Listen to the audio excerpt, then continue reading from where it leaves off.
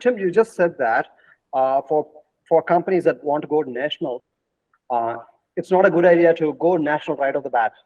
You said it's not the right approach. That's not what you recommend them. That they should first dominate a particularly small, finite market, like say the city. Yep. First, and then win there, and then go national. What's wrong in going national right off the bat? If I have the financial funding, what's the problem?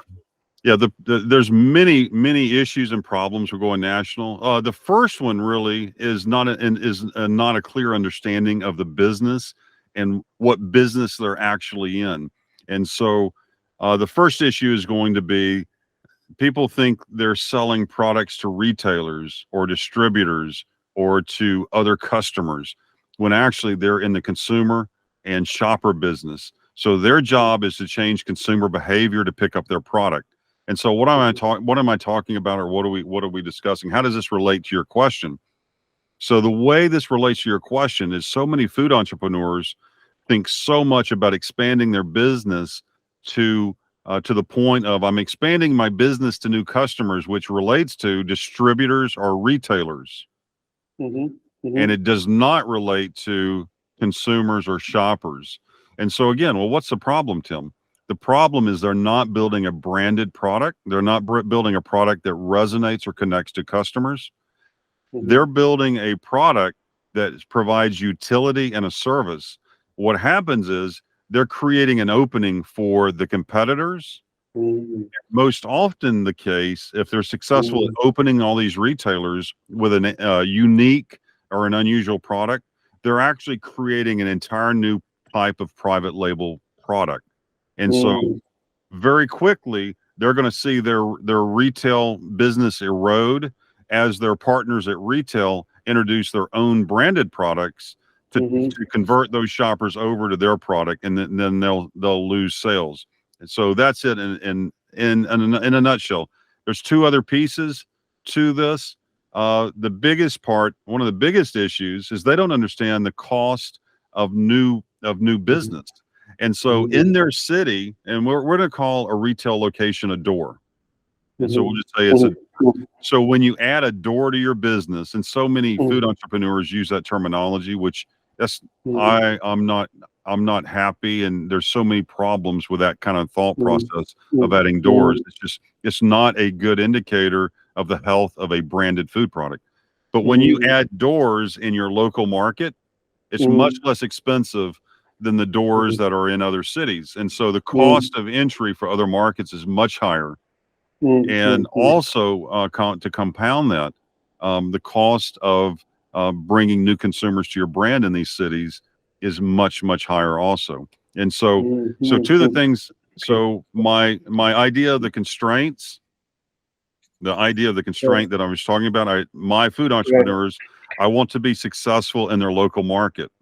And we want to have a business model that is productive and category leading in that local market, so that when we expand, we're expanding success, and we're not simply expanding all the problems that we have in the local market to a much larger area. And for instance, if we're not successful in our local market and we're like struggling and we think adding new markets is going to fix it, we're actually going to put ourselves out of business much quicker than if we had just stayed in our local market. We're actually driving ourselves out of business by doing that. An example that there's so much that we could talk about on this, Prabhu, and thank you. This is an awesome question. There's so much to think about this, and it's so important. So much of my teaching is not to go national. We don't want to build national. We want to be successful local, provide value local before we expand. But I'll just take one clear example. So I have a friend that owns a food business in Oakland, California. So he purchased the business, and he was currently doing around $7 million per year in sales nationwide. And he thought of himself as a nationwide business. We did the research, and we did a 100-mile radius of his facility, and his production plant.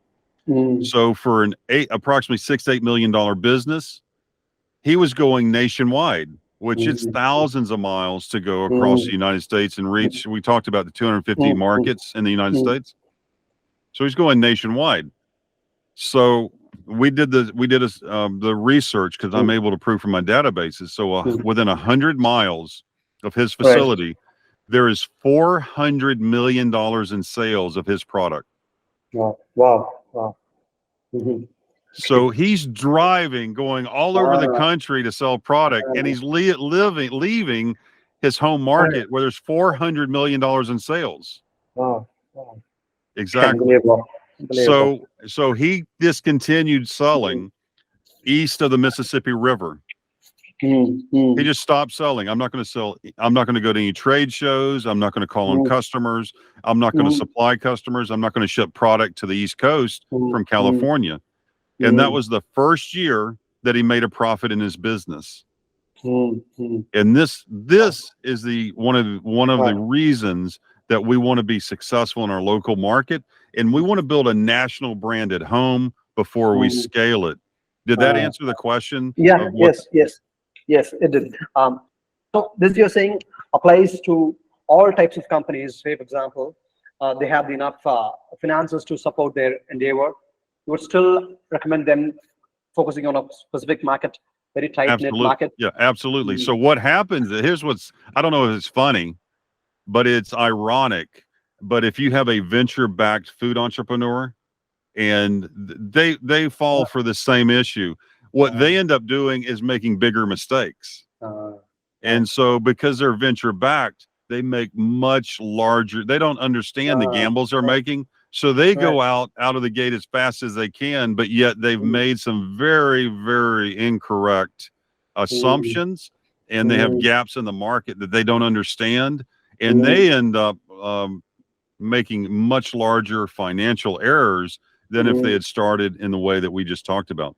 Most smart food businesses, if you're smart with growth, you're going to look at success in a market and scale that, and or a certain percentage of markets. And so that's what happened. But so many food entrepreneurs, they want to be fast and grow, and they want to take they think they want to take market share, and they want to go national as quick as possible. It's just not an effective way to do it.